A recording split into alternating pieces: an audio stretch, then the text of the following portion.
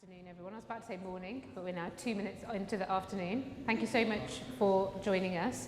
There is a wealth of activity happening outside, and we know people are also like, I don't want to be inside in my few hours in Wales where the weather is good. We are definitely going to do the provocations inside because there's a lovely live stream, and it's really, really important that we share and capture some of the talks that are happening in this moment. I remember the late, great David Graeber, I think about 6 months before he passed away tragically in COVID, after he'd written the book, there's no kids in here, Bullshit Jobs. People kept inviting him to come and do talks. And he's like, I've said everything I've said in the book and in all the talks I've done. Here's some videos you can replay. And I read about this story, and his partner wrote about this recently, because after he passed, a whole range of people had collected the best of his work and his quotes and built them into events. And it just made me think about how much labour it takes to tell the story of your work over and over again, and how important that is. But also like the responsibility we have to like capture and record and utilise things, because a lot of the people you're hearing from in the whole of this festival aren't just theorists who are writing books or writing blogs or producing frameworks. They're actually people that are trying to, in many ways, both make that practical on the ground, but also for many people, their work actually starts from deep, deep being in relationship and in community, whether that's in an emergency, in mutual aid, in crisis, or in more of the more propositional work about the future in places and neighbourhoods. So when I was like, should we just scrap the live stream and go outside? I was like, oh no, we shouldn't, because it is important that we capture things so that you can use them with respect and reference in your neighbourhoods and communities. So that's why I think it's really important to be in. But after we've done the provocations, if the temperature check is, let's go to the pavilion outside next to the water, we can move the convo there and have a more of an in conversation. So I'm really delighted. I'm really excited about this session. Very, very grateful for the travel that everybody has done to get here. And this session really focuses on two practitioners and visionaries and activists and souls that I think have contributed so much in the last few years and in their work to our understanding of both the lived experience and reality of people that are often like a little blob, like that slide you saw this morning that said underperforming housing. Like that's how those things get described in a system sense. But when we're understanding this from the perspective of people, kin, and neighbours, these can be devastating realities for people. And so this session this morning, we'll hear from Kwajo, who has done amazing work in beginning to socialise and raise awareness to the deep issues that are happening within our country, particularly starting that work from his own experience. And we're very grateful how often he shares such a difficult part of his own life with us all. So I'm very, very grateful for that in advance. And from Abdi, who is doing just incredibly profound work at a neighbourhood scale, both being able to understand like mutual aid and being in community and what it means for us to support and nurture our communities in their reality today, but also about how you can connect that to bold visions. And he's just one of those people that, like, if you follow him on Twitter, for example, basically you should follow both of them on social media, because that's how I came to know of them. They're both really prolific on social media, but Abdi's someone that I just feel his soul is so beautiful, and the way he weaves connections across so many organisations and so many different people, but then brings that back to really stunning work in Tower Hamlets and beyond is profound. We programmed this session to hopefully help you to be able to see your own power within where you live, within where your starting points are within your cultural context, within perhaps the people and the communities whose voices you aren't hearing, or you're not travelling to, or you're not being part of in your own place. And throughout the afternoon, there's a number of other things that you can then go to if you're like, yeah, I'm pretty ready to do something with this. So there's a neighbourhood organising session. Abdi and Kwajo are with us for a few hours, so you can talk to them more. I've just seen John walk in, who's been organising in Balsall Heath through the lens of the different connection points they have in Balsall Heath as a really revolutionary neighbourhood in Birmingham. But one particular point is how the faith communities in Balsall Heath are organised, and so how so much of Balsall Heath Retrofit's work has come from going to those existing places and forging collaborations across the Quaker communities, the mosques, the churches, etc., etc. But there's so many different starting points, and again, this session is about learning more about that. I'm very grateful for you both being here. I really, really am. And I heard that we've just managed to get you to come to Glasgow as well, so, or hey. By the way, everyone, at this stage, I don't know if you get this sense in the team, right? Like, there's this kind of real completing all the stages of Retrofit Reimagined. There's like a special medal if you were also in the field last year and you make it to all 5 sites, which I might be about to do, God willing, if I make it to Glasgow. So this is also an invitation to all of you. You might as well just come to Glasgow, get in on the Access Fund. Yeah, get in on the Access Fund. Give us a bit of a heads up so we can have a bit of time to sort out your travel. But let's all go up there because these folks are coming now as well. So it's a delight to welcome I'll welcome Abdi up first and then Kwajo, and they'll give you a short provocation intro to their work. We may then stay inside. We may also go to this beautiful spot that you guys might not have found at CAT yet for a bit of the in-convo, but we'll do a temperature check after the first 40 minutes, if that's okay. Thank you so much for coming. And Abdi, would you like to come down first? Thank you.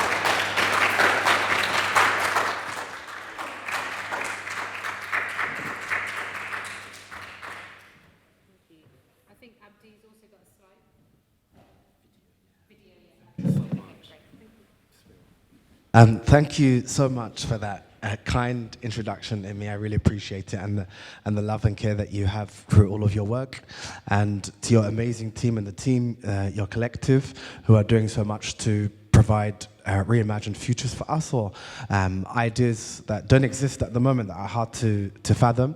My name is Abdi Hassan. I am originally from a place called Somaliland, which is the north of Somalia. It's an autonomous region, which is an independent region. And I think the best way to describe my people is that we are people of the land.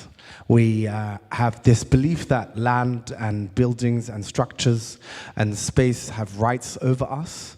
And then it's critical for us to understand that from a spiritual perspective too. And why so many of our stories, our indigenous stories, are critical that we capture is because we understand how important it provides, or how land especially provides, and buildings provide healing for marginalized communities who are especially traumatized. And so my experience started at 7 years old, actually, in London. And it was the first time that I can remember injustice. I'm from an area called Tower Hamlets, which is one of the poorest parts of London.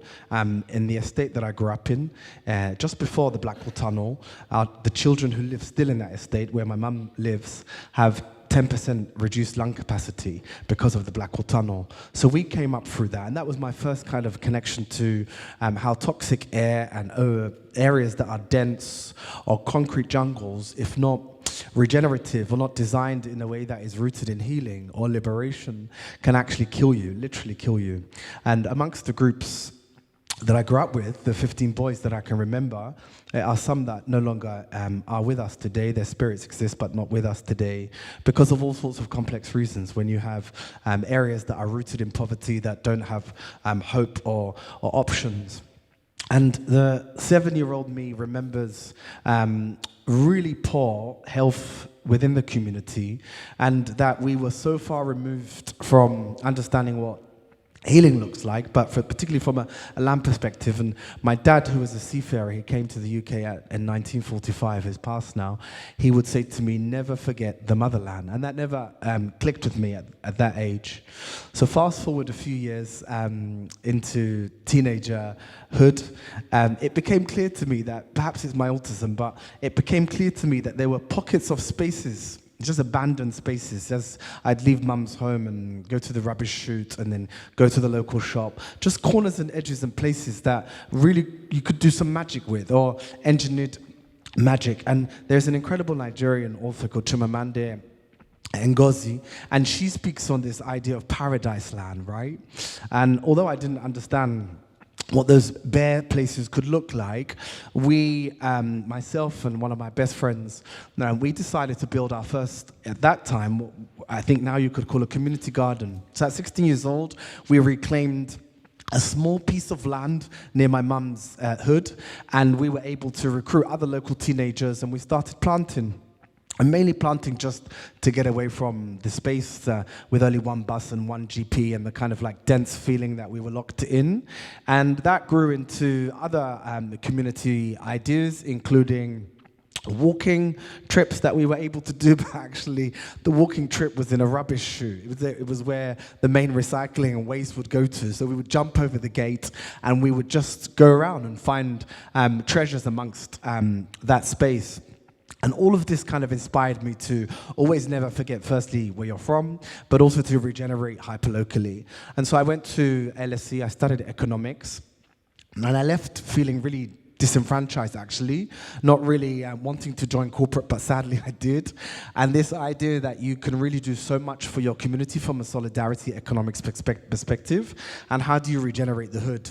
So I speak about the hood a lot in my practice at the moment. And a few years ago, I set up an organization called Coffee Afrique with Community. We're a co-op-based organization, and now working across 7 hubs in London, specifically in Tower Hamlets and Hackney. And each of those hubs have specific themes, but really very much rooted in community wealth building, because it's so important from my side that we provide community wealth building principles that also look at placemaking, that look at nature and climate. But to me, I think the sense of urgency that we have as an organization is, how do you build traditional ecological knowledges? How do you build knowledge, but from an indigenous perspective, from a marginalized or black community perspective? How do you encourage marginalized communities to grow and to prosper and to thrive? And what does our chemical resilience look like in our poorer communities? And so to me, I love theory and I love books and I love reading, but it's so important that we do things in this kind of moment of polycrisis and multiple crises in a practical way. And Imi said earlier about this concept of just starting small. Starting small hyperlocally is really personal to me. So when I'm walking still at the moment across the 7 hubs, I'm still seeing an empty bench that's abandoned, or a corner shop that's abandoned, or a piece of land that needs attention. And part of the work we are always doing is looking at how we can regenerate those spaces. So we now have these 7 hubs, 2 women's co-ops, 2 tech hubs, which are rooted in community wealth building, very much inspired by Kate's work and other practitioners, like a good friend of mine called Nabil, who wrote Privatize the Mandem, which is about understanding streets and understanding Section 106 and seal money and where money flows, for example. But those hubs now have 17 different projects that are really very much focused on empowering communities, but in an embodied way. And how does that appear for us? It means empowering communities through knowledge. So we have different practitioners, like our good friends at Centric Lab, who are creating a model called Walid Empowerment Hub. And Walid in my culture is elder. So it's about empowering elders to pass on knowledge to younger generations, so intergenerational work. One of the other hubs is currently developing a piece of land and how we regenerate that land from a retrofit perspective, but also how do we own so that land is passed on 7 generations ahead. How do we also work with our young black men in our tech hub in Second Home in Brick Lane, or just off Brick Lane? And we do that through actually a trip that was funded by Lankely Chase a couple of years ago. We went to Copenhagen to try to immerse ourselves in a practical way to understand donut economics, but also understand cake work and practice in citation practice in this moment. And so much of this knowledge about how do you build wealth in communities, but also see the entire sphere of community empowerment and development as far as nature is concerned, housing is concerned, as far as your physical health, your somatic health. And that hub now is a thriving space because the boys have been able to develop 3 different enterprises, a barbershop, a mental health space that's rooted in traditional knowledge, and also a reseller. They sell trainers like this at a higher margin online. And the whole idea is to just continue to build in a space that normally wouldn't be accessible for people that look like me, but also to build in a space that, as I said, is rooted in solidarity economics. And that now is trickling into community from a health perspective. So the other hubs are rooted in problematic drug support. It's rooted in elders. We build community gardens and have 4, 5 soon, inshallah, that we are building in the hood. And what that looks like in a practical way, again, from a rebuilding or reimagining perspective, is designing spaces that look like us. And if my mind is right, James Baldwin spoke on this, that when I see you, you see me effectively. And also the concept of Ubuntu across these gardens. So they're called Ubuntu gardens. I am because we are. And we use the food now from these gardens to cook in our community kitchens. And one of the key elements of our work is in food justice. So we eat together on a daily basis. I often travel across the 7 hubs and we eat together, we pray together, we dance together, we have art therapy together. And we use Western clinical ideology, but also, as I said earlier, African indigenous practice.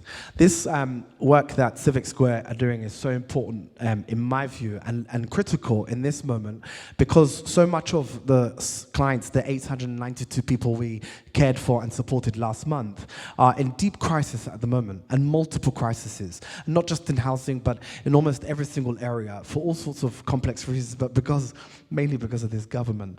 But the challenge that we have is how do we come from a place of empowerment and not scarcity, and how do we develop the hubs so that they're truly thriving, and how do we exchange ideas with other communities, and how do we increase our knowledge, and how do we share that knowledge with the global south.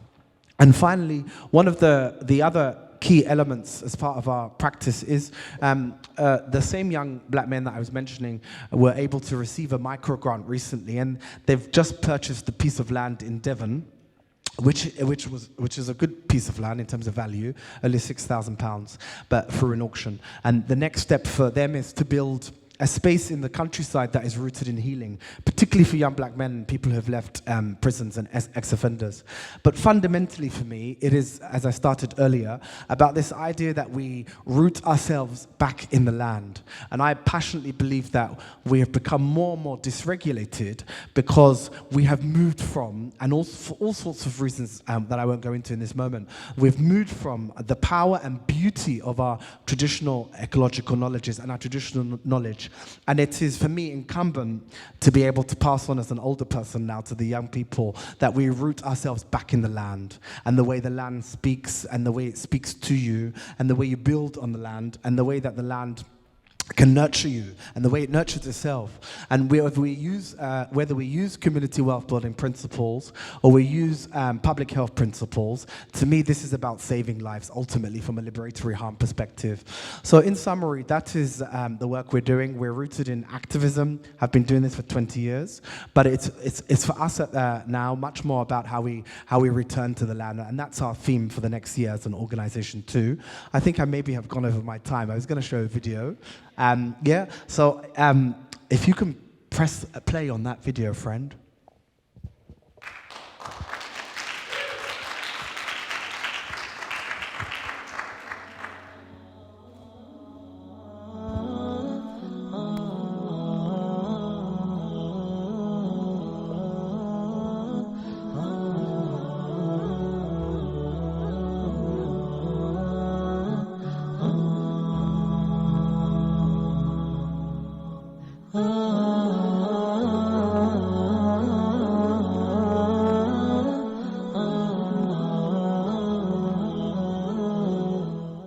Assalamu alaikum. My name is Abdi Hassan, the founder of Coffee Afrique.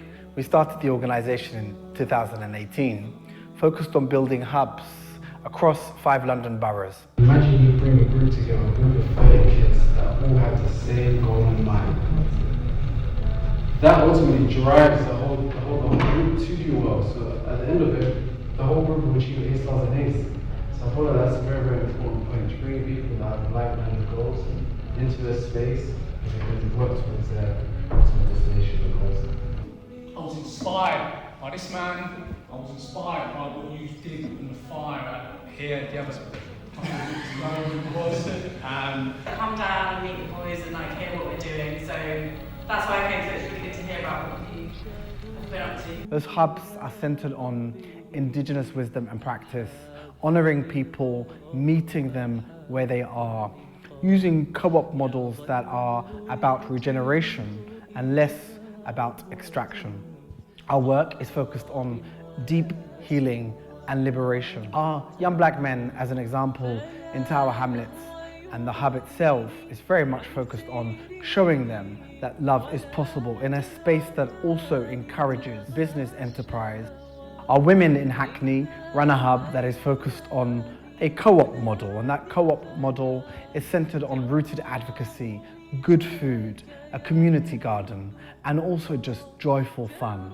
It's very important as Muslims to also center our work on Islam, and that means we practice deep faith and deep spirit-based interventions, which include individual therapy, group therapies, but also giving back to community and rooted in neighborhoods and estates. Practicing sabr, which is patience, in all the work that we do. It is also about seeing and recognizing that there is a higher power in all of our work. We practice tawakkul, and that is an absolute belief in God's plan for all of the work that we do. We're very grateful for being able to serve the community, and that includes several thousand since our inception. In fact, 6,877 just through the years of the pandemic.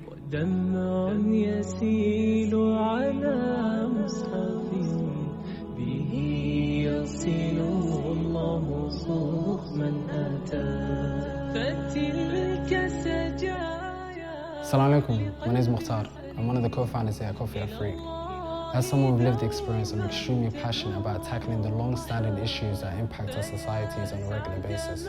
Some of the work that I've been doing recently is in partnership with Public Health England, which looked at supporting marginalised groups in Tower Hamlets with mental health support. We actually incorporated Islamic theology and organised a peer-to-peer support group for women. We combined the traditional topics around mental health with Islam, and the impact that we saw over 6 months was extremely transformative.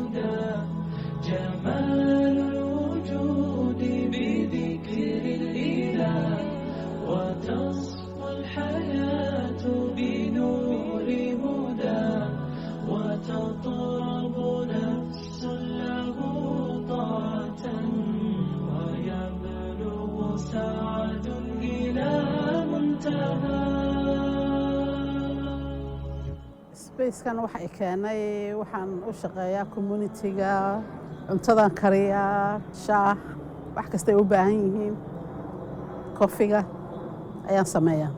Space-ka waxa lagu sameeyaa dumarka isugu yimaada, waa lagu sheekaystaa, quraan baa lagu dhigtaa, waan iskaga qadaynaa, shaah ayagaan ku cabnaa. Marka hadda sheekadana halkaasaan kala gudnaa. Future-ka waxa inaga maqan horta exercise waan ku dari lahaa. Mishiinadiina waan haysanaa, waa inaan soo dhigno hadda meesha. oo miisaskan naga maqnaa way noo yimaadeen weega dambe insha Allah waan bilaabaynaa inaan dharka tolo waxa naga maqan baan odhan lahaa exercise inaan sameeyno one day intaasan hortaanu ku soo kordhin lahaa wixii kale alxamdulillah quraanka waan haysanaa mashiinadii waan haysanaa haddii dumarka meel loola yar hadlana way u baahnaa intaasna marka intaasan hadda ogahay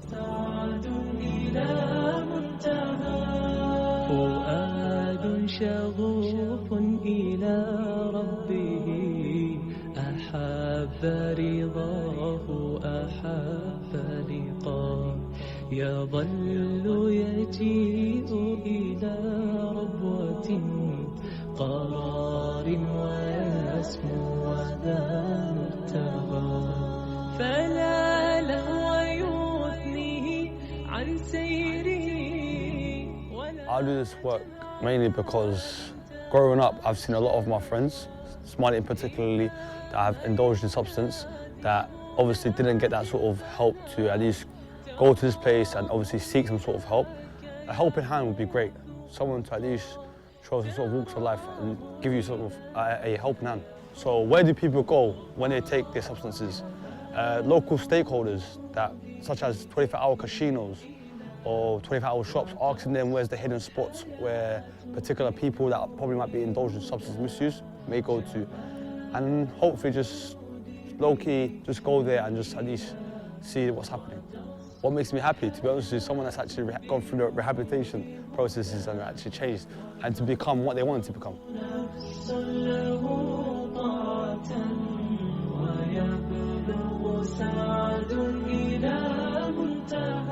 Thank you so much, Abdi. Kwajo, would you like to come straight up? I don't know how to follow that up. That was amazing. That was absolutely amazing.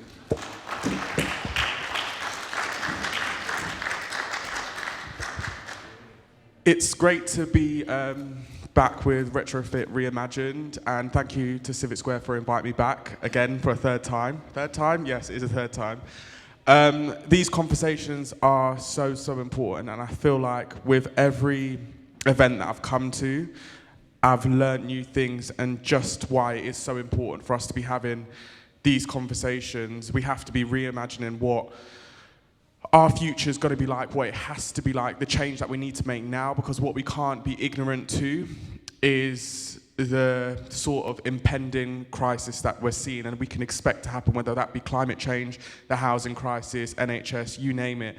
And we can't be ignorant to the fact that we have to create that change for future generations too. We have a duty, I think. We should feel compelled to do that. So by having these conversations, not only are we admitting that there's problems across the board, but we are actively trying to think of solutions in order to address these issues, not just for us, but future generations too. So my name's Kwajo Tweneboa, and I am a social housing campaigner, but I campaign in regards to all housing. And I started off campaigning 3 years ago, and I was sort of given the title. I never went out, I never woke up one day and thought, do you know what, I'm going to be a campaigner. And I was living in, so I've lived in social housing for the majority of my life. Really poor social housing, to say the least. I think when I was in, I'd say, heading into sixth forms, things got quite bad. We were made homeless as a family, and I was studying my A-levels, my younger sister was studying her GCSEs, and we were told we had two options, and that was to either move to Luton, bearing in mind we had been born in South London, always grown up in South London, never really travelled anywhere around the country, other than within London, and we were given that choice, well, my dad was given that choice, or it was either stay in temporary accommodation in London. So with the circumstances, my dad made that decision to stay in temporary accommodation. There's nothing temporary about temporary accommodation here in the UK, I can tell you that for free. But it happened to be a converted car garage that we were having to stay in. And I mean, when I say converted car garage, it still had the garage door on. And it was so poorly converted. It had damp, it had mold growing in it. And it was me and my sisters, basically adults, having to share a bed together while studying for some of our biggest exams. Education-wise, and we were in there for a few years. And I remember the time that we were there because I remember waking up one day and going into, you can't really call it a room, but my dad's room, and he had fallen asleep with the TV on, and it was the news because he loved watching BBC News. And it was aerial shots of the Grenfell fire. And I remember standing there and watching it, not really taking into consideration what it was that I was looking at the time. And I saw a building on fire and I thought, oh, how horrible. And it wasn't until the penny dropped and I realized people had been trapped in there overnight. And then they started playing back the archived footage that people had taken on their phone, and the sheer panic and chaos that happened, the tragedy that happened that night. And I remember thinking, us people in social housing that live in social housing, it's not the fact that it's just me and my family that are struggling at the moment, having to live in a garage and sort of treated quite rubbishly by those in charge and those in power, and often dictated to. It wasn't just us, there were others, and I think Grenfell was a prime representation and I think a damning indictment of what had been allowed to happen for so long towards social housing tenants that happened to be of a certain class here in the UK. And a year or two afterwards, we moved into actually it was a year later, 2018, we moved into our permanent social housing. It was on an estate in South London in Mitcham, and it's called the Eastfields Estate, but it was absolutely falling to bits. I mean, the estate was put up in about the 60s or 70s, and we moved into a home that was filled with cockroaches, mice, damp, mold. We had lights filled with rainwater whenever it rained. We had a kitchen that was nearly 100 years old, and I mean, the worktop so damp that you could have put your hand straight through it. Poor security to the house, and we had been complaining about everything, but my dad felt compelled to take it because what would have happened if he didn't take it was he would have been told he would be making himself intentionally homeless, and as a result, the housing provider no longer had to provide assistance to me or my family, so he had to take it. And it's very similar with loads of tenants on the social housing waiting list, or those living in social housing, where they're moved into disrepair effectively. My dad became ill in January 2020. He was diagnosed with stage 1 esophageal cancer, and we had, I think, me and my sisters were quite lucky because by that point I was about 20, 21, and we didn't know what death was. We had never experienced anyone becoming ill or passing away around us. We didn't know what the feeling of grief was like or what to expect with it. But then it all came like a ton of bricks when my dad became ill, and often we'd watch, I remember I'd watch anyway, I can speak on behalf of myself, shows like Children in Need and Stand Up to Cancer, and you would hear the absolutely horrific stories. And it would be really upsetting, even though we hadn't experienced that close to us. But at the back of my mind was always that thought that, oh, it happens to everyone else, but it wouldn't happen to us. It wouldn't happen to, I can't ever imagine it happened to my mum and dad. No one ever wants to imagine that happened to a family member, let alone a parent. And then it did. And I was studying at uni at the time, and I remember my dad phoning me, and I knew something was up weeks before, but I remember him telling me that he's been told he has cancer. And I was very naive to the form of cancer, didn't know how aggressive it was, and I thought, okay, it's early, stage 1, you'll be fine. And I remember my friends telling me, oh, I'm so sorry to hear that your dad's got cancer, and I would sort of not laugh it off, but be like, it's fine, like he's found it early, like there's nothing to be feeling sad about. But it progressed pretty rapidly in the space of a year, and in a few months he went from walking around and eating and drinking to no longer being able to swallow his saliva, eat, drink, because the tumour was in his throat, and he was smaller than my younger sister. And he was bedbound at that point, and he deteriorated quite rapidly, and again, he was in those sorts of conditions, being fed through by district nurses 3 times a day, and they were horrified by the conditions he was living in. We explained to them we had been complaining, but we weren't being listened to, and he became our priority. And then in, I'd say, November, my sister found him having a fit in his hospital bed. She woke up, and he was unresponsive. We took him to hospital, and they had found a mass on his brain, and we thought the tumour and cancer had spread. But it wasn't. It was an infection, and his tube in his stomach had fallen out in the house a few weeks before. What that meant is he had to have brain surgery, and he was due to have the tumour removed 2 weeks later had he not had to have that brain surgery. But as a result, he was no longer fit enough to go through 2 major surgeries because he would have died, is what they said. So as a result, that was almost his death sentence, and he passed away in January 2020, and things went from bad to worse. On the day of his funeral, we had a ceiling directly above where his hospital bed was in the front room. It collapsed because of a leak. And that was in February 2020. No one from housing came out until October that same year. And then when they did come out, they pulled the ceiling down, didn't tell anyone it contained asbestos, and left dust everywhere. And on top of that, the ceiling wasn't then put up until January the following year. So I remember asking, are we going to have a ceiling for Christmas? And they turned around and said, no, we've only got 2 people, and both of them are fully booked until next year. So we had beams in our front room, and you could see daylight through the brickwork. But I mean, it was absolutely slum conditions. We had a workman come in and describe it as not even fit for animals to live in. But a few months ago, my dad was receiving treatment and cancer treatment, chemotherapy in those conditions. And it got to a point where I was depressed. I was very suicidal because of it. And I remember one day phoning them, and they had promised they'd come out, and it got 8 o'clock, 9 o'clock, I was at work working in a school, and they just didn't come out. I phoned them, and they turned around very dismissive on the phone and said, we're really busy, we can't come out, and hung the phone up. At that point, I said that was enough. I took pictures and videos of the inside of my home and uploaded to social media. It went completely viral. The local news picked it up, and then they turned around and said, we're sorry that Kwajo feels as though him and his family haven't received the service they deserve. And that really angered me, so I knocked on every single home on my estate, 500 plus homes, went into the homes, and people living in equally as bad, if not worse, conditions. One woman, 27 years, was living with disrepair. Another student was during lockdown. He was online learning. He's a student from my school, and the ceiling collapsed next to him as he was in the middle of a lesson because of a leak that they had been complaining about. And there was another young girl, she went to my school too, and she had 3 brain tumours and was recovering from that, receiving chemotherapy and radiotherapy. Her home was in disrepair. At one point, her mum was told to sleep in the bath because they couldn't come out and fix the work that they were supposed to do. She was also, the toilet was broken and she was receiving cancer treatment, and you go toilet a lot because you're told to drink a lot of water. So she was going toilet during the night and having to put her hand down the back of the toilet in the cistern to pull the chain because the toilet wouldn't work and they wouldn't come out and fix it.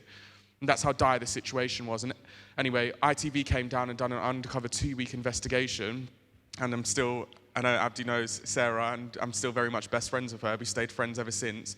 But that was the change for me and the turning point, because before that I felt so small, and it wasn't until ITV came down and sent in a right of reply to my housing provider, the chief executive, that's on $500,000 per year, and that they finally actually listened and responded, and it felt like I was finally on their level and could have a conversation and treated with some sort of respect.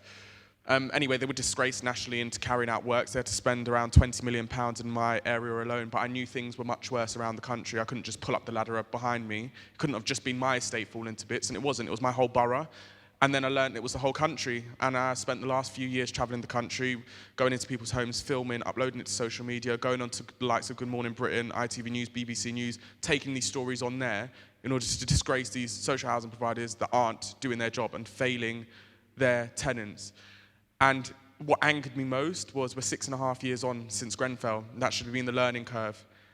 But what I knew was it absolutely wasn't. People were still living in slum housing and complaining of similar situations and treatments that those residents were complaining of before the night of Grenfell. And not only that, since then, we've had the death of Al Bishak, the young boy that died in 2020, a year before my dad. A few months after my dad. He died in December 2020, living in a home filled with damp and mold. His parents had been complaining since before he was born. He died at the age of 2, and they found mold in his lungs and in his blood, traces of mold in his lungs and in his blood. He dies as a result of that. So what I learned was people were actually dying as a result of the poor conditions they were being subject to, through no fault of their own. They happened to be a certain class and living in social housing. And what I wanted to do was create absolute change. I knew the state of housing and housing was something that hadn't been prioritised in this country for a very long time, or when it was for political football and political gain, and the wrong things were being promised, like this whole idea of home ownership that's even being pushed now. But what they weren't looking at was the fact people were dying in social housing. The fact that we have 1.4 million people waiting to get into social housing. The fact we currently have 131,000 homeless kids in England alone.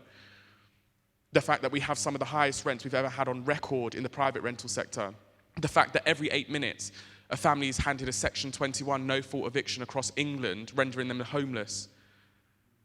These were the issues that they weren't paying attention to, the issues that were affecting people's lives. The fact that kids can't study and go to school and get a decent education because they have nowhere to call home after school. And I was very much that. We were having to stay at one point in, you guys will know the Big Yellow Storage. There was a point we were homeless and we having to go home after school. That's what we called home. We were sleeping on top of furniture in a storage unit because the council wouldn't help us. And things are much worse than what they were in 2013. Yet these are the issues that politicians and the people in charge are failing to pay attention to. And that's why I was so angry. And I mean, I'm just a guy from South London off of an estate. I was 22 when I started campaigning. My dad passed away when I was 21.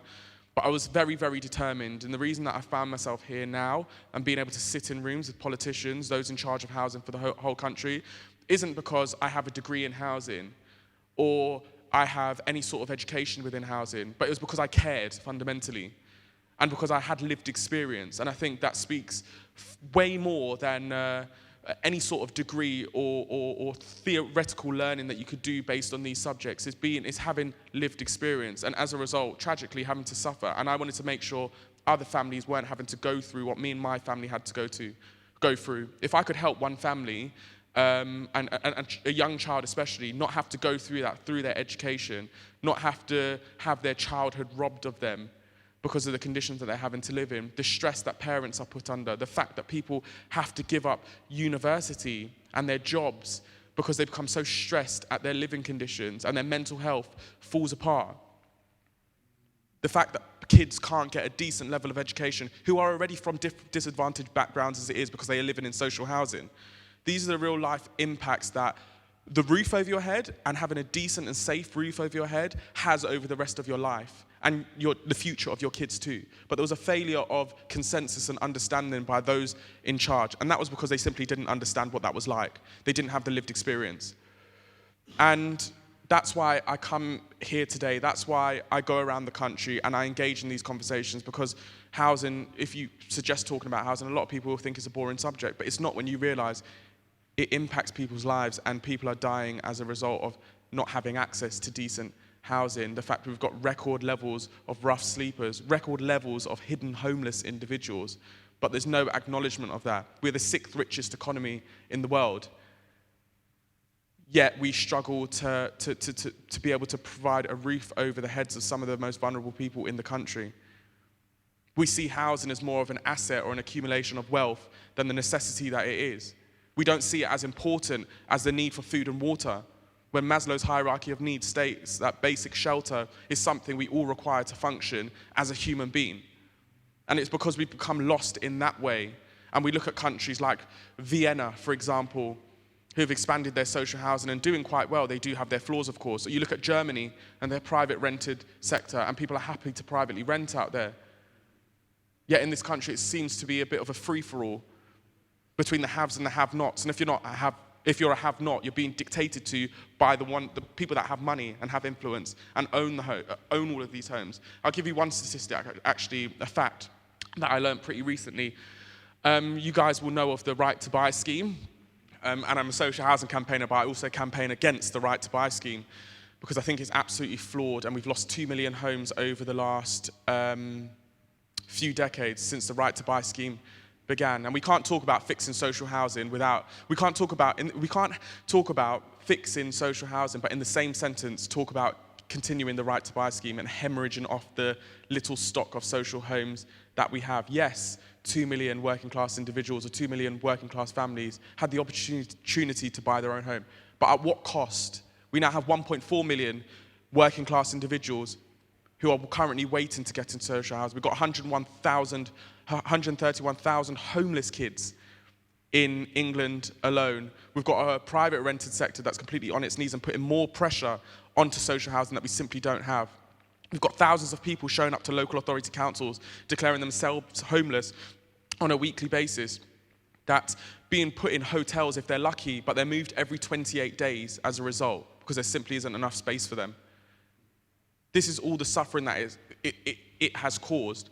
And the reason I really, really dislike the Right to Buy scheme is because what we're saying again is housing and social housing it should be treated as an asset, not a necessity, not needed for the vulnerable people in British society. But that statistic I was talking about, the housing minister under Margaret Thatcher when the Right to Buy scheme was introduced, turns out that his son, it was announced in 2013, owns, and he probably owns more than 40 ex-council properties on a single estate in South London. And that was back in 2013.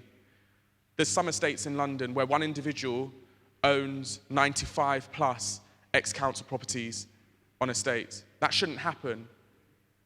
So we need to be talking about housing, we need to be talking about building more housing, but we need to also be talking about the housing that we got, or that we have at the moment, and the way in which it is distributed and being distributed unfairly if we're going to address this housing crisis. But we also need to be touching upon subjects like climate, because what we know is things are only going to get worse.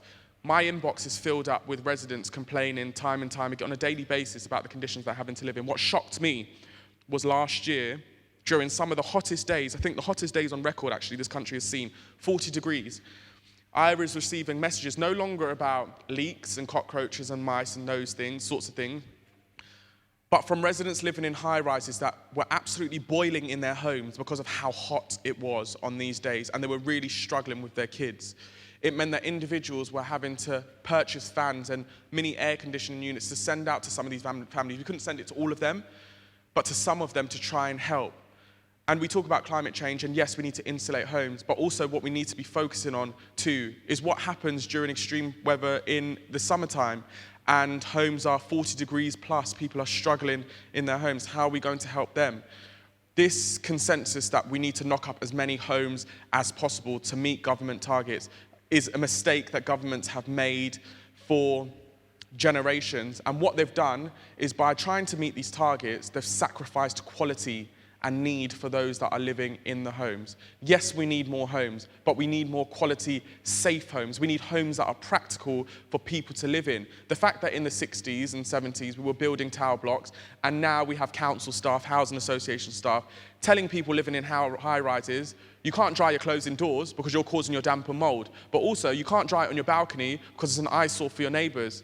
But they haven't built this property with any sort of air conditioning, not air conditioning, drying unit or anything for these families to actually dry their clothes in. This is what I mean when I say we need to be building homes practically with the people that are going to be living in these homes in mind. And yes, it will cost money, but what I can tell you is if the government doesn't address this issue of housing, which is probably one of the biggest issues in this in this country at the moment, because it affects everyone, whether you are a rough sleeper or whether you own your own home. If they don't deal with it now, it's going to be much worse in 15, 20 years time from now, when we are really feeling the effects and the really bad effects and consequences of climate change.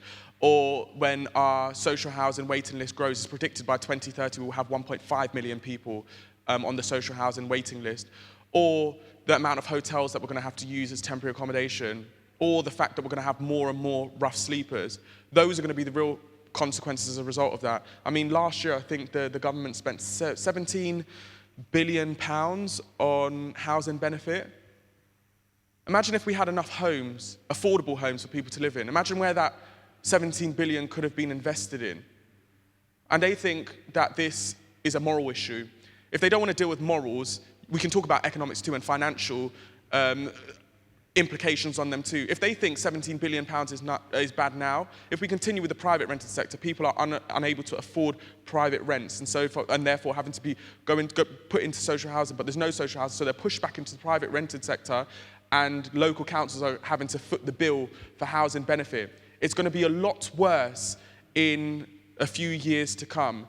So not only is it beneficial to be dealing with this issue of housing, temporary accommodation, poor quality housing, climate change, and the effects on our housing short term, there are long-term implications too. But above all of that is the implications on people's lives.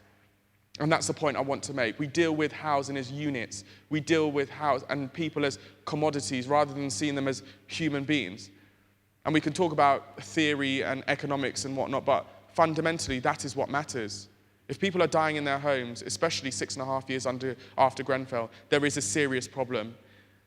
And I'm starting to question now whether that problem is they don't understand the scale of this issue, or they simply don't care about the scale of this issue. Why? Because it's not directly affecting them, or people from their class, people from their background. They have no experience in that.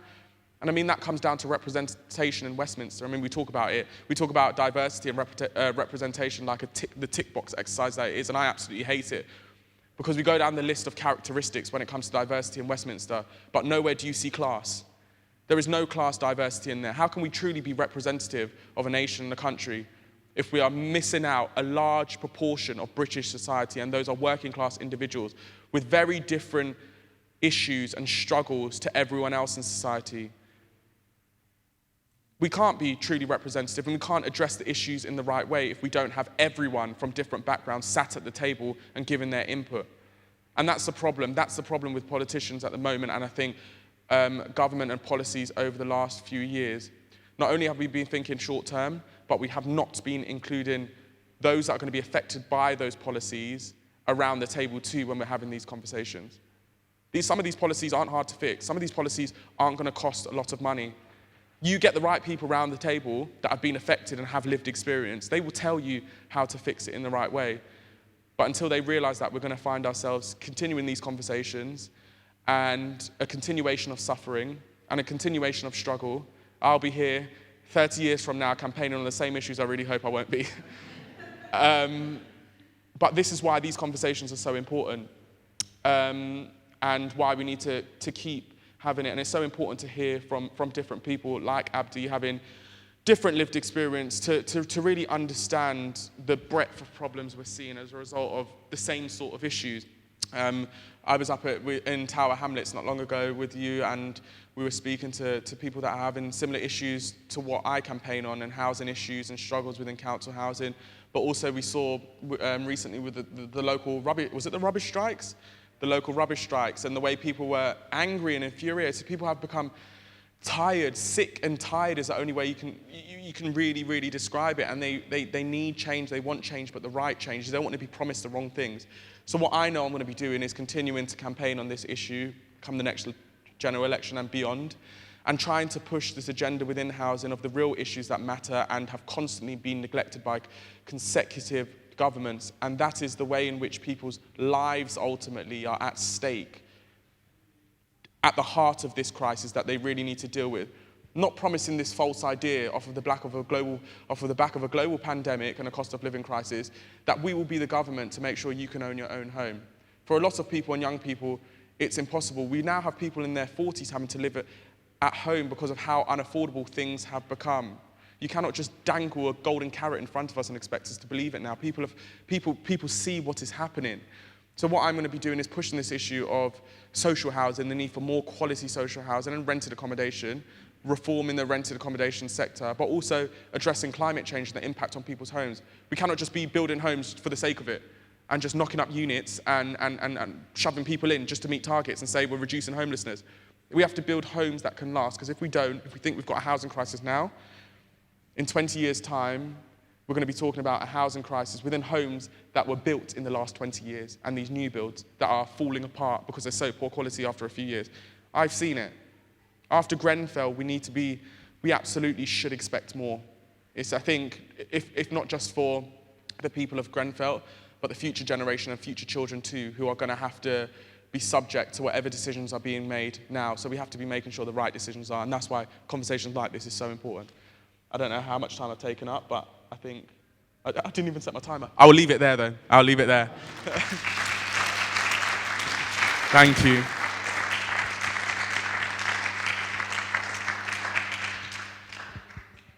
Yes, yeah. Will we be in here? Yeah, so sense check. We were going to have a little conversation. It was going to be hosted by Amara, but unfortunately Amara hasn't been able to join us today. Would people like us to have an in-convo here, or would people like us to go to a space outside? I'm going to put your hands up for in here, and put your hands up for outside. Okay, the in-heres have won, so it was a bit like Brexit. That was a 51, very close. Yeah, it was a 51-49 type situation. Sorry, the in-heres have won, but we can still take the walk to the pavilion towards the end if anybody wants to sit out in the site and just see a place where they can have a conversation. So we will have a little bit of time for questions. So please, yeah, maybe make it a little bit more friendly and come to the front. Thank you so much. We will have some time for questions, so I would encourage you to be prepared with that, and I'm going to kick off with a few. I want to say thank you so much to Abdi and Kwajo. And I guess I started to frame this in the early part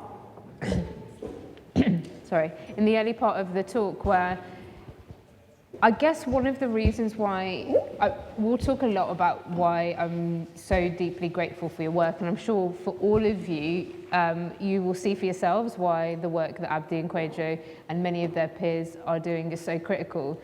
But there's kind of a different reason that I feel so grateful. Like I have kind of really embodied experience when I see them turn up to places, and particularly seeing you do what you've done over the last few years, Kwajo, because I think that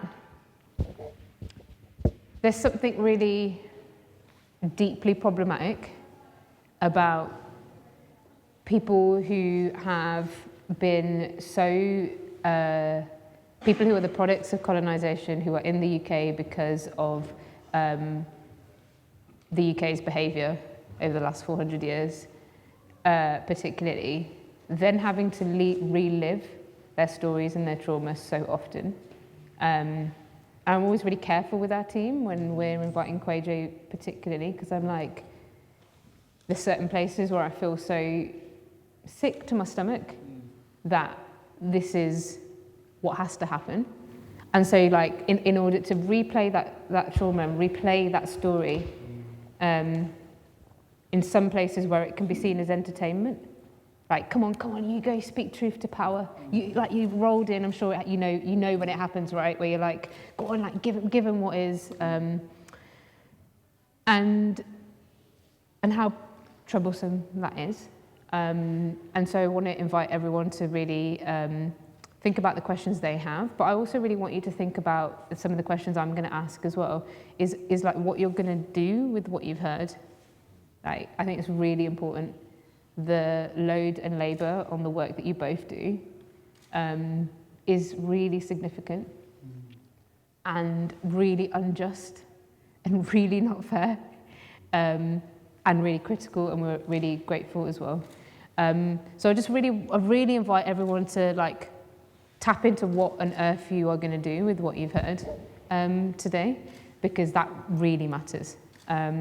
It really, really matters so deeply, because I want our people to live and have joy and be able to propose the future, and I want them not to be broken and destroyed by fighting, I would argue, a system that doesn't care, that sees the people that you often have been right at the heart of supporting as disposable, as kind of like, you know, a part of society that, well, you know, and I'll go as far as saying that just don't matter in the eyes of power in this country. And I think we've seen that over and over again. So for me, it's really important that you treat this time and this labour and this conversation with respect, and respect for all that goes into needing to share that. And I've heard you share it multiple times, right? So I can't imagine how often you have. So I just want to say thank you.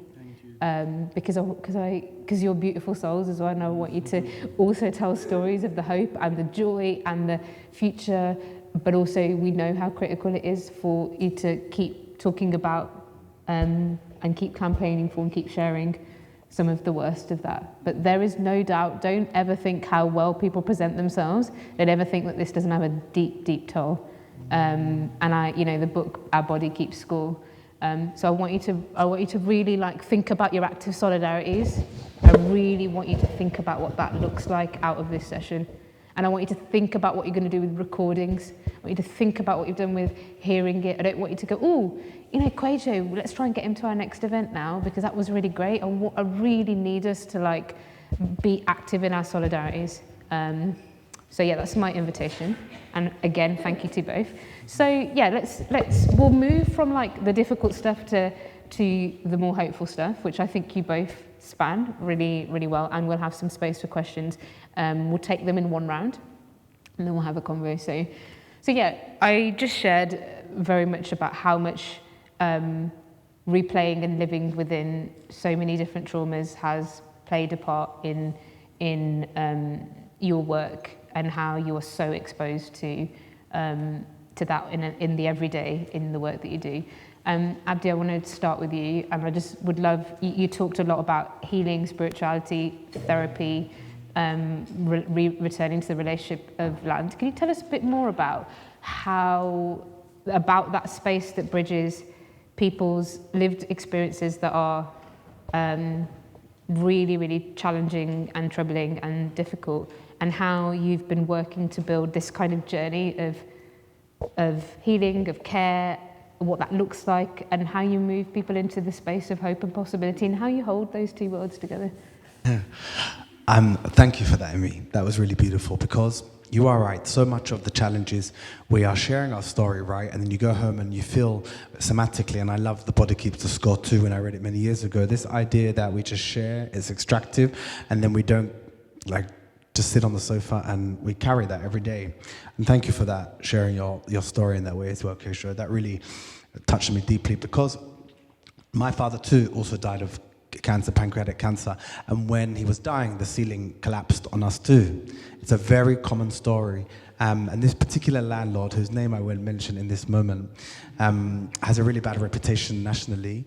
But I've always believed in how I manage rage as a person. So I pray 5 times a day. That helps me. I also am in nature a lot. But it is really important for me to come from a place of empowerment. And Bell Hooks speaks on love. And I believe everything is love. In the same way that that sign that says our economics is a living system, I believe our life is a living system of love. And so every day we're dealing with crisis. We have a huge housing campaign at the moment with 115 women as part of a systemic litigation case, and all really terrible housing in Tower Hamlets specifically, where we're hopefully going to the High Court soon for an amazing legal firm called One Pump Court to start a judicial review.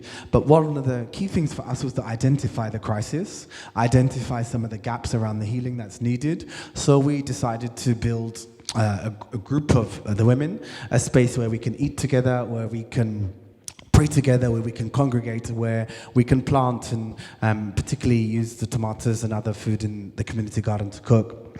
From a problematic drug use perspective, as somebody who's been sober for many years now, it's really important for me to work with people in crisis in a reimagined way. So we've opened a crisis cafe for people who are actively using, and the first thing we do is feed them. And we also provide healing, mental health, recovery and support. I think we have to really try our best not just to re-traumatize ourselves, because it's so important for me to focus on that internal healing too, but to just focus on love and joy. And so everything we touch, to me, as a practice, has to be rooted in love and joy. And that means how we design our projects, how we co-produce, how we deliver, the language we use, how I lead in my embodied leadership. And I think life is so short. This dunya in Arabic, there is this phrase, which is life, is 2 seconds. We believe it's like a blink, literally. So it's so important that we have pockets of dunya and everyday joy. And that can be anything. In my culture, we're talkers. I love to talk. We're storytellers. So we have chai and chatter, or talking and chatter. We have dance. We're amazing somatic dance. We dance a lot. So I think it's just really important to express joy in this moment of real systemic crisis. And I think it has to be led in by me, firstly as a leader, but also it has to be led within the team, but also in community. So we don't focus on the scarcity, although there's so much. It's really important for us to focus on the love and joy on a daily basis, and to embody that and to use that and open the knowledge and have it open source as well. Thanks so much, Abdi. So Kwajo, you spend your time, I mean, sometimes I've seen you do talks where you show a few of your videos, which I'd really thoroughly recommend following Kwajo on social media, because you'll get to see some of the way his campaigning has played out and has been so powerful. But you spend a lot of your time in like seeing like immediate everyday crisis and the impacts of that. How do you hold being in that all the time, and you know, the ability to hope and dream and build towards brighter futures? And what do you see in your work in the communities that you meet that is helping people to come together around that? And it's okay if you say, I really don't, and like we need to do more, but I'm just interested in how you navigate this, because you also, ever since I've met you, you come across as such light all the time. You're just like light, and I just like, how do you do it? So what's going on for you? How do you relate to this sort of early part of this conversation? Yeah, no, thank you. It's interesting, because to say that it's not difficult, I'd be lying. There are times that I've walked into people's homes feeling absolutely fine, and then left, and the rest of the day I'm like massively depressed. I mean, it's just, especially when I'm going into homes where there are people going through what it was that only a few years ago I was going through with my dad. There was one lady, for example, who was, I'm not sure if she's still with us actually, but she had stage 4 lung cancer, and she was living in a home filled with damp and mould that she'd been complaining about, and they did nothing, basically. There was another lady with stage 4 breast cancer, and she reached out to me because she wanted her home sorted. But I think the saddest part was not for herself, but out of concern for her young son, and knowing that one day, soon, she will no longer be with him, but to make sure that he had somewhere that he could call home, and she knew that he was safe and he wasn't having to go through all the stresses and having to try and deal with that as a young kid.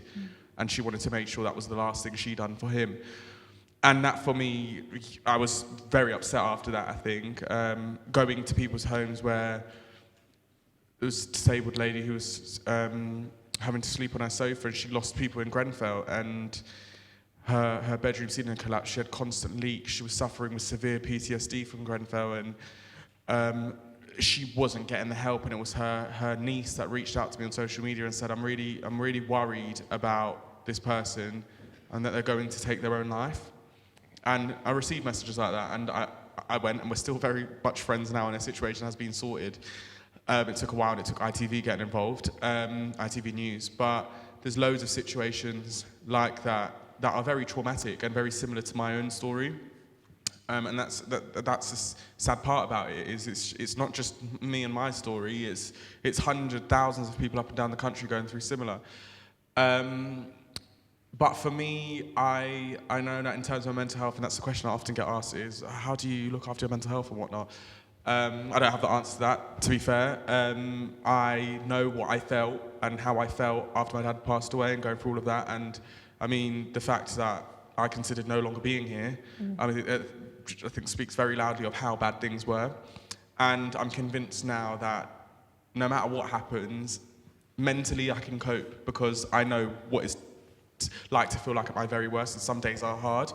But the joy that I do get is going into people's homes, and it's happened many times, where I go in with a camera and a film, put on social media.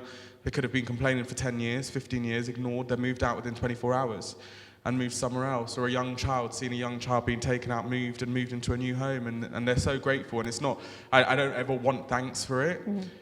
I somehow, I'd do it as a way of sort of repaying my guilt for not being able to take my dad out of the situation he was in. And I'm very open about that, I think, and honest about that, and I do blame myself in that sense, but the satisfaction I get from that, no amount of money or anything else can bring that, and that's why it's worth it for me. So in terms of my mental health, that's what looks after it, I think. Although it is hard and it's constant, and even this morning I've received loads of messages and emails, and I am one person, I can't deal with absolutely everyone and everything, and I have to try my best to try and have some sort of a life too.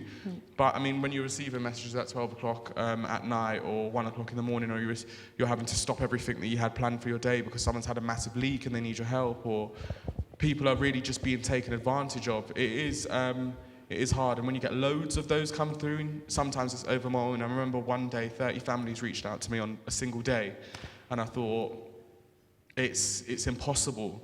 But I know there is the end of the light, and there is the opportunity for change, and I haven't come this far just to come this far, sort of thing. I mean, I've got to this point for a reason. I've got the ear of politicians for a reason. I have these meetings for a reason. I'm able to shame landlords online and get the results I do for a reason. So I can't just stop now, knowing that there's so many others up and down the country going through similar. But one day I'll be happy to, if I'm able to say I no longer have to do it, because it's done. It's fixed, it's sorted, but who knows? Thank you so much. I'm going to stay with you for a second. You talk about that light, like you can see you haven't come this far, and you talked a bit about organising around the general election, and you talked about the numbers of people that are reaching out to you. Tell us a bit more about that light. Like, what gives you hope on the wider picture, and what do you need others to be doing around you, like from that wider systemic, like, campaigning and influencing space? What do you need people in this room and other rooms to be doing alongside you? I think what's given me hope is those situations that I spoke about earlier, people actually being moved out. So there is the opportunity there for situations where people are really struggling for change to come about. And I mean, Grenfell United have been campaigning for so long. And what gives me hope is there is room for change there. I just need to convince people to actually care about the right issues when it comes to housing. I've managed to grab the ear of senior politicians in government, so if I can influence their proposals come the next general election, then I'm going to do everything to do that. And if I can't do that, I'll make it very clear to the general public that what they're promising is they're selling you up the river, basically. There is a massive crisis here where people are struggling, and ultimately they have a responsibility to answer to us as the people that vote for them, because it's all good and well them coming out every 5 years to beg for our votes. But if you're not dealing with the things that are affecting and impacting the lives of the majority and it's costing people's lives, you are failing at your job. And quite frankly, I don't think, if that's the case and you're happy with allowing that to happen, you should ever be anywhere near a place of power, especially dictating over everyone's lives across the UK. You absolutely shouldn't be.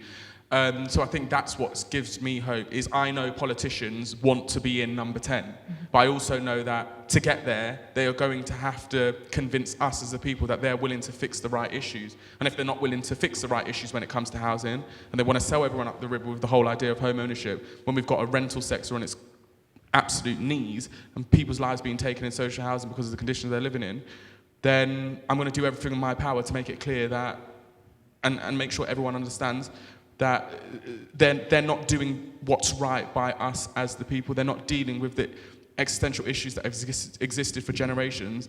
They are trying to basically cover a carrot in glitter and dangle it in front of our faces and expect us to bite. Yeah, that's what gives me hope. Thank you. I really appreciate you sharing that, because I think like if there's one person that uses shame. Yeah, that's another thing actually. Like, listen, I've read enough Brené Brown to know, shame ain't great. But if there's one person that uses shame well, it is Kwajo. I really, you have been generation defining in the way that you've used technology, a different generation's ability to communicate with the world, and then the way you've mobilized shame. But also then use the platform that you have to start building literacy. And I want to kind of come back to Abdi on this before I'm going to open out for maybe 3-4 questions in one block. So this piece about literacy, right? I think that one of the things that Kwajo does so well, I'm sure you've seen it as well, is the utilization of shame, right? And listen, I'm all here for it. I really, really am. I'm well, because I'm always there, go off. But the way in which you've used it and the responsibility with which you use it towards concentrated power, right? You're not just using it on every next man walking down the road. You're really using it on people that have concentrated wealth and power, and I think that's just so important. And I remember most of my childhood, my dad was constantly fighting the council, because my grandmother on my dad's side was severely mentally ill and lived in council housing, and the shame, I didn't understand it then, but the shame that the two sides of my family had, and when I look back now, we just don't even have any photos because of the way in which the shame of living conditions and mental health and those struggles, and how much the shame is concentrated on those experiencing the worst of life instead of those who were concentrating the wealth and the power to mean that they had terrible lives. I just love the shift of and I feel the people, on the whole, I can see this window of people moving more towards being able to look at how to utilize our power in the strongest ways. So I just feel that's really, really important. But with it, what you do is you communicate in a way that just, my mum could understand, what's actually going on.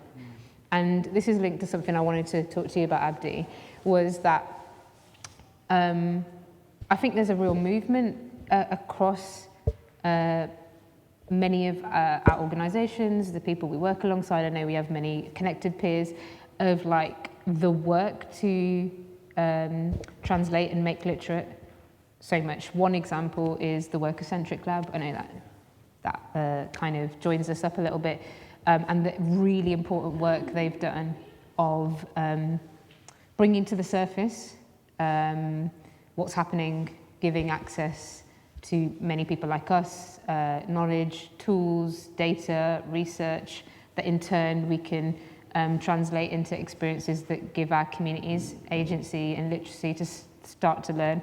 And one thing that came up for me when Kwajo was talking about, I just don't actually think they care, right? So not even if they understand, I don't think they care. I was thinking recently about the piece of work that Centric have done around sacrifice zones, like these places that we know are all over London as well, where mega polluters are allowed to just pollute because we as a country believe those communities and those people are, like we can sacrifice them, right? They don't matter that much. They're not, I don't know what other people would say, they don't look the right way, they don't do the right things, they're not economically productive enough, all the racism and everything that comes with it.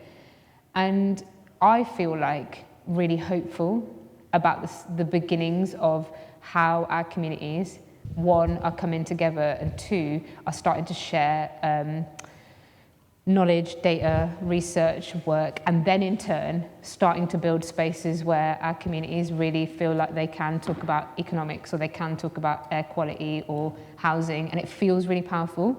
It isn't just this kind of like, let's write to those in power or let's just fight against them.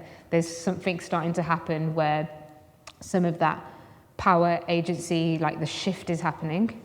And I feel that about your work as well, Kwajo, because I feel like the tide is going to turn, it's going to be pretty, hopefully it's not like French Revolution style, but I feel like we're on a moment where those power is changing. So I feel like it's a long journey, so I don't mean it like next month, but tell me a bit more about this. Like you have been starting to use a lot of that work, and a lot of the young black men that you work with, a lot of the communities you work with are starting to like imagine other economic possibilities, other futures.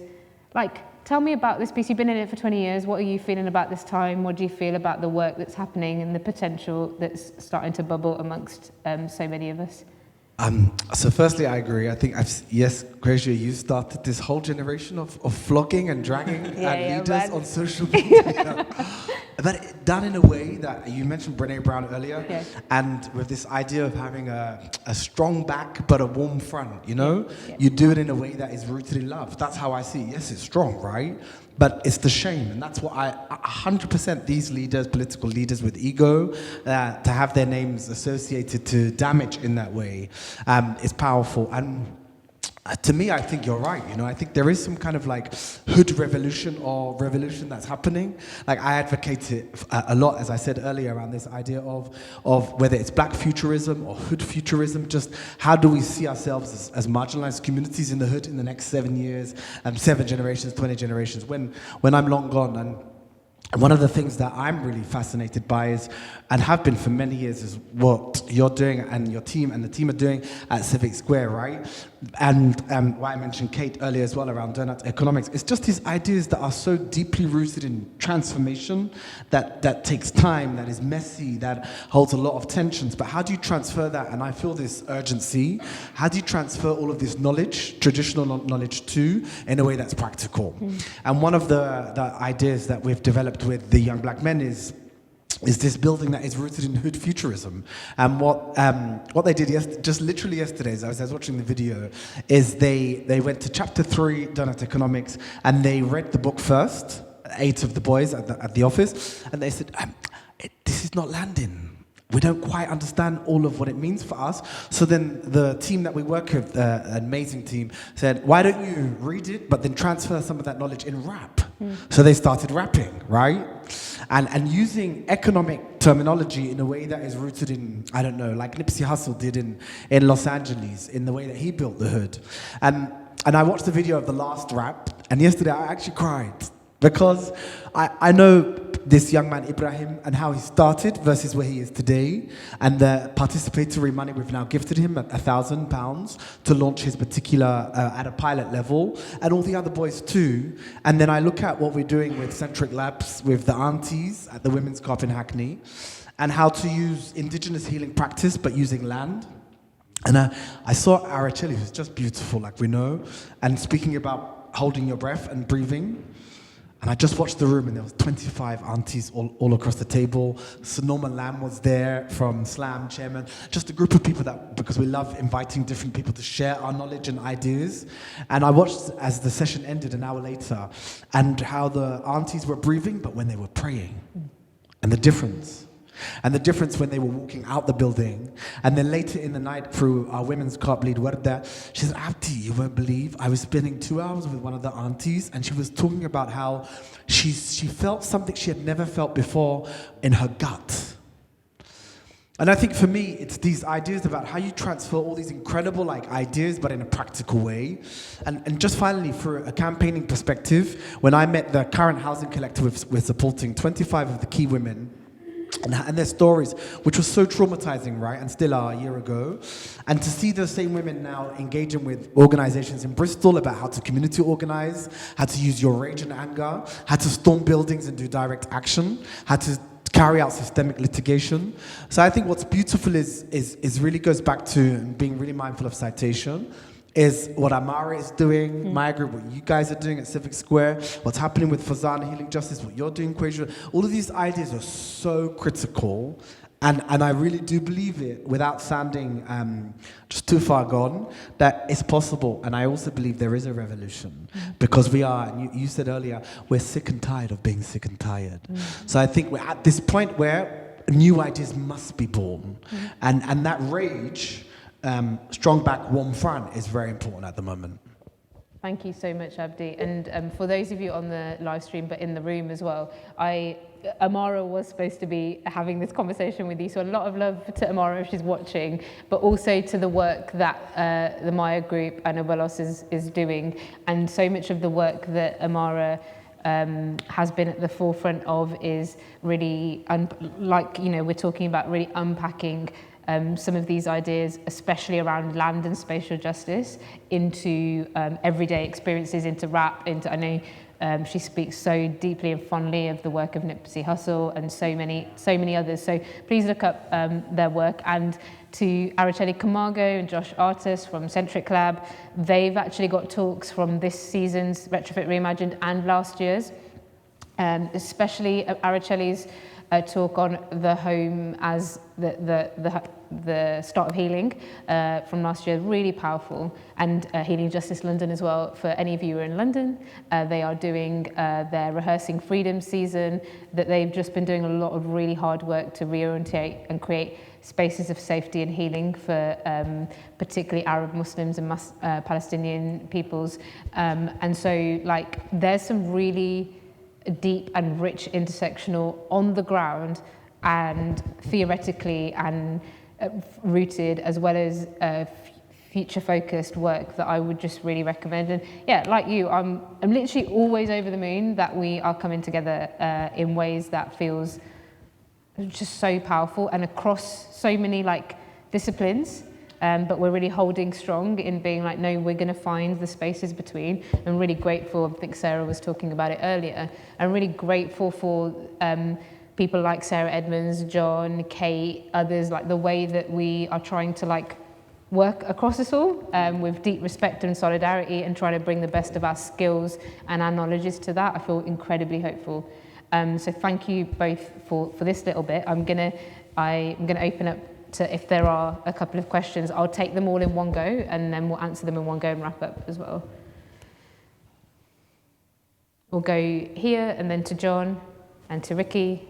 Cool, and then that will be it for this session, if that's okay. Thank you.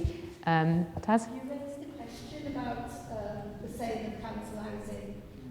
What really upsets me is that people who are in council houses have the right to buy, but other social housing, like housing associations, they don't have the right to buy. So there's a disparity in terms of that. And then I used to work in a law firm, and I used to notice that some people were deliberately choosing to go into council housing, pretending that they were separated from their partners, so that they could then buy them. Well, I find it annoying, but I agree that there should be the possibility to buy the home that you live in, but I don't agree that it should be discounted at all. There should be the possibility for people to get onto the ladder by way of, say, shared ownership. so that people who are in a not such a good situation can do that. But the idea of taxpayers' money not being reinvested in more social housing, because we're losing all that money by giving such big discounts. And then it sort of creates a culture of people thinking, oh, we want social, we want council housing, and they're not sort of planning about leaving social housing that they can do because they can afford to buy a house. So I think that needs to be re-examined fully. Yeah, thank you so much, Taz. We'll talk about that a little bit. You spoke about the distribution and the fairness of what's happening as well. So we can pick up some of those knots and tensions in a moment as well. John? Huge thanks, firstly, to Abdi and Kwajo. I think, this has just been such a great session because it's brought together the absolute worst that is happening in this country and in this planet at the moment with some of the absolute best. This has been one of the most heartwarming sessions that I've been in, amazingly, although you've just really confronted the awfulness. And I want to give, I don't know if he's watching the live stream, but I just want to give credit to Cameron Shazan in Birmingham, who would have loved to have been here, but with everything that's happening, he felt he needed to be with his community in Birmingham this weekend. And when he introduced this, she very kindly referenced, the work that Cameron and Sheikh Nuru and others in the Balsall Heath faith communities have been so much at the forefront of leading what we commonly have managed to achieve in Balsall Heath. And I loved, this is really a question for Abdi as much as anything, because I just loved what you were saying about, you were referencing, you're praying together, the faith community, all those sorts of things, and you were referencing deep healing and liberation, and love and joy. And for me, I think hope is a slightly questionable word now, but love and joy are really positive words. And it seems from the session we had with the donut economics unrolling it yesterday, Kate's work sort of morphed with Civic Square to introduce some of these concepts into the donut. And this session for me has really grown with that, and that's where we've been in Balsall Heath. So we had in mostly road bars. We particularly wanted to bring a place for prayer and those sort of things, for people to give messages of love and joy. And so my question really is, for some people, as soon as you talk about faith tradition, they turn off and that sort of thing. But that is, whether we call this liberation, hope, love, joy, faith tradition, whatever, how do we make that apparent and reach out across the divides? Because faith tradition is not, this is my faith tradition, it must be done this way, and if you don't agree. So it's how do we sort of spread that love and joy across. I'd love to know your tips as to how we can all from our different perspectives do that. Thank you so much, John. Yeah, we'll talk a little bit about that. Fazana and I had a conversation publicly, I think, about this recently as well. So we can talk, because yeah, I agree with you. It can be a massive turn off the second, especially in the UK, you bring up anything that isn't completely neat and in a certain box. So I'll be really interested to know how you deal with that as well. And Ricky, would you like to ask your last question? Yeah, I'd say you two are both very inspirational, and wow, and yeah, hats off to you guys, because it's just a struggle. It's just a struggle whatever you do. I'm the same with Hamza, like the area you're from. Hamza's possibly the worst area in the UK, but the fact is, there's nice people, nice organisations, there's good things going on. But like Tower Hamlets, I don't know, it's just drugs, gangs, and violence. But the issue is the thing what I do here. So I live like a Hampstead Road, yeah, and I actually pick up the litter on my side of the road. I actually pick people's rubbish up and put it back at the front door. I walk and knock on their doors. Excuse me, this is council property. You're not allowed to dump rubbish there. When I first came to Hampstead 7 years ago, you couldn't even walk past on the pavement, you had to go on the road. We have old ladies on our road, and they have to walk on the road just to get around the pavement. It's mad. It's almost like it's like 1980s. No cameras, no police. The council don't care. The rubbish dumps are mad. Prostitution, drugs, crime. break-ins, all sorts. You can't leave nothing in your garden will get taken, it's that bad. But the thing is, I've been doing it since COVID, so picking up rubbish and keeping my side of the street clean. Try to get neighbours involved, they don't get involved. They've got Mercedes, BMs, 3 houses, golden gates. I'm saying to you, don't you feel embarrassed to put the rubbish in the road? You know, don't they? Like my mum came from London and she's like, wow, I can't believe how there's just tips and there's rubbish everywhere. I was like, Mum, there's no community spirit. They don't care. They look themselves behind. You know, they got golden gates, you know, golden frames, but still, you know, they don't care about the rubbish in the road. So we got out of the association. So there's a lady there. And she started the association a long time ago, but they let her pick the road, so I help them sometimes. But now she's involved in the council, she's got the contacts for the local MP. The local MP came, and the council, and Naomi came, and I came. We walked down the road, I pointed out, I don't care what people think of me, you know, I'm not afraid of nothing. But, you know, I pointed out people's houses greatly. We walked into people's houses there, we knocked on their doors, we walked through the alleyways, and we said, you got to clean it up. I've already been to them and said, look man, you got to clean it up, nothing happened. So when the council came, and when Naomi came, we went to these houses, we went through the alleys as well, but we also went into the shops, there's a shops there, yeah, and they don't rubbish there constantly on our own. I noticed it, I've seen him do it, he hasn't got no bins.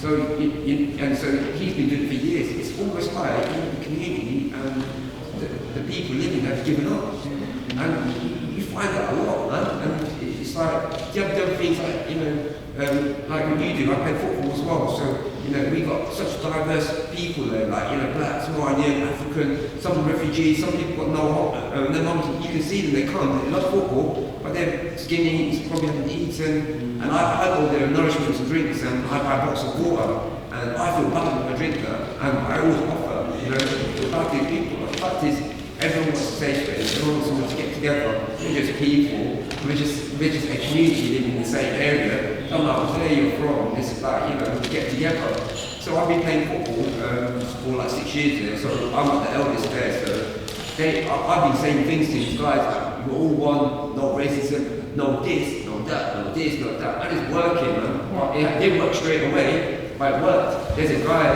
my number 2 in the park, he's a smiling guy, Chimake, really good guy, man. I speak to him all the time, man. He kind of looks up to me, I look up to him, even though he's younger, like 20 years younger, but he's really popular. So I go through Chimake now, and then Chimake realise, you know, what I'm saying is right, but you should see the change. You know, when the ball gets kicked in your face, they'll carry on. Now they will stop, they have compassion, they care. But, you know, become one, like, but it's just a struggle, man. Like, you know, the police, the council, everyone knows about the rubbish. But, you know, if it was in a rich area, if it was in the city centre, where tourists are, they don't care. But they want them dumping, it feels like they want a dumping area in Birmingham, and hands up, it's okay. Because people just don't care. But, you know, there's no people, there's no fight. There's no community spirit. It annoys me. I feel like police the streets. I even speak to the policemen. So the police are coming next week, and I said, can I walk down with you on Rockery Road, and I'll walk down with the people. He said, no, because you get yourself in danger. I don't care. I was like, these people have to find out that what they're doing is wrong. Thank you, Ricky. I'm just gonna ask these guys. No, thank you so much. And you folks should we should definitely carry on the conversation. I just want to get these last little reflections so that you also don't miss the last of the lunch spots as well. But yeah, there's a couple of different reflections, and I'd just be interested for you to say some closing reflections on like building hope where there's no hope, and the role of faith. And how you navigate that in British society would be really amazing. And then we'll wrap up. Thank you.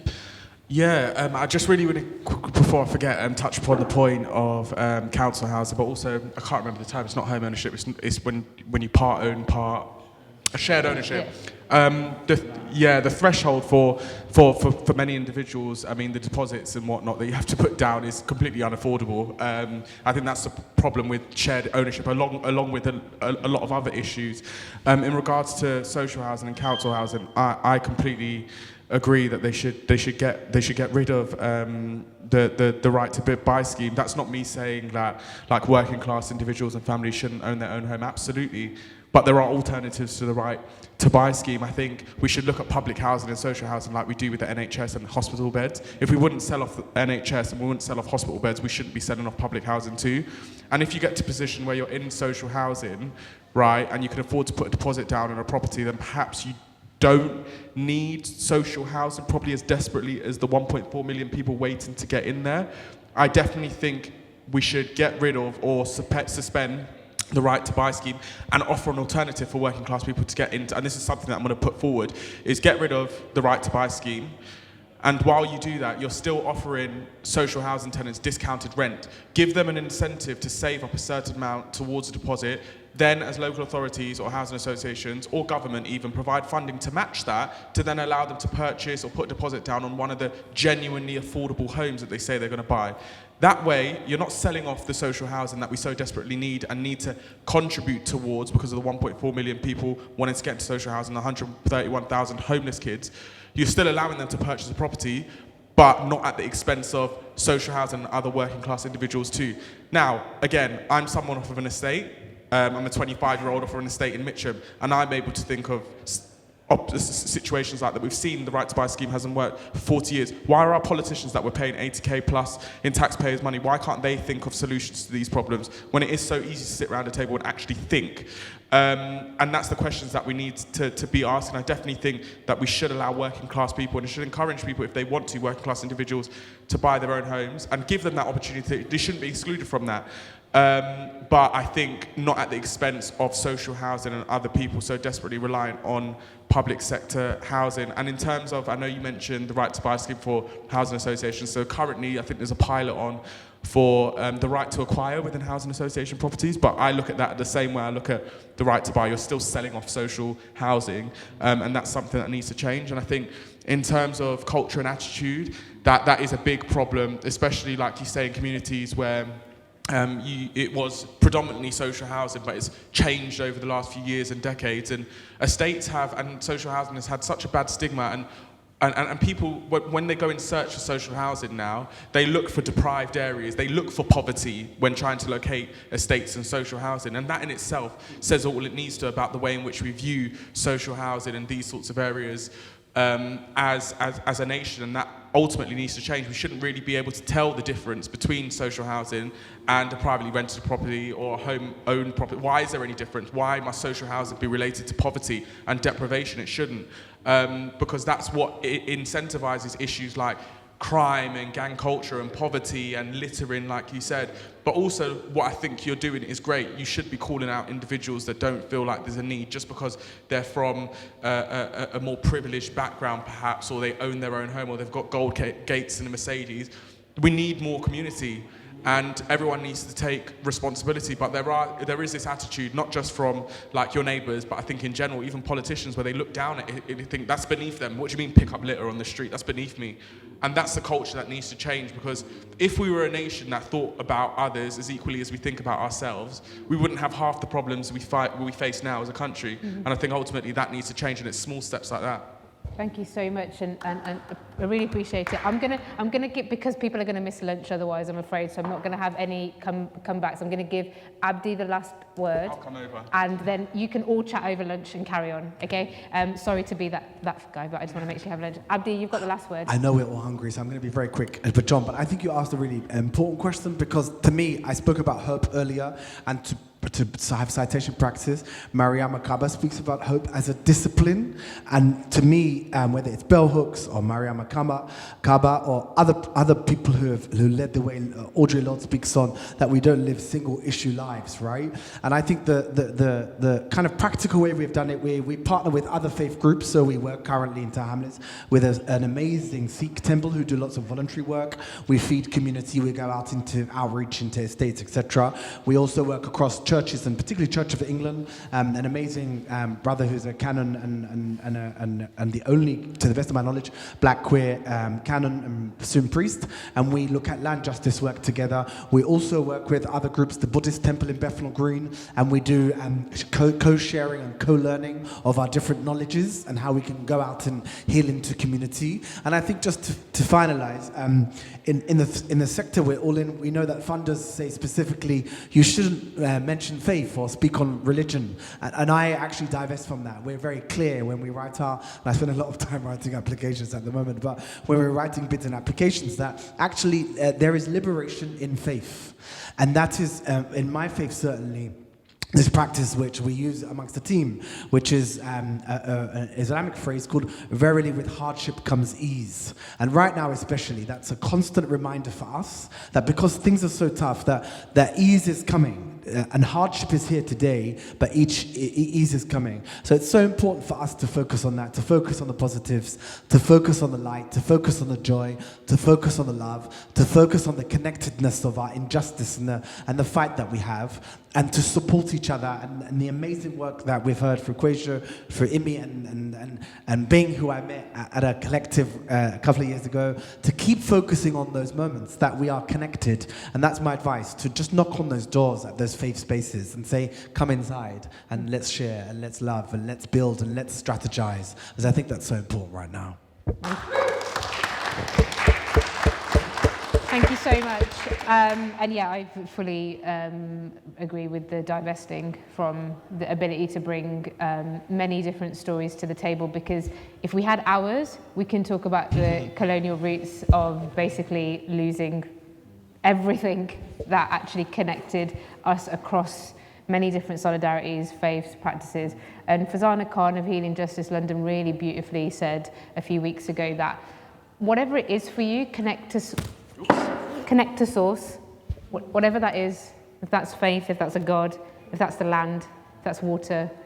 Reconnect, divest your attentions from the things that are extractive and are driving us into many, many dark holes, and reconnect to source. That might be each other, it might be your families, it might be the land, the soil, the air, the water, it might be God, it might be faith community, and think about that practice as a rigorous practice that brings us all back into the fight for justice and liberation. And if you can't do that, be in solidarity, amplify, share these guys' work, support them, support those who are struggling the most, support the fights for liberation against occupied lands, support the communities near you. Just don't be passive. It's not a time to be passive. I want to say thank you so much for coming to this session. Thank you so much for sharing, and please move swiftly straight to the lunch line. Thank you. Thank you. Thank you all.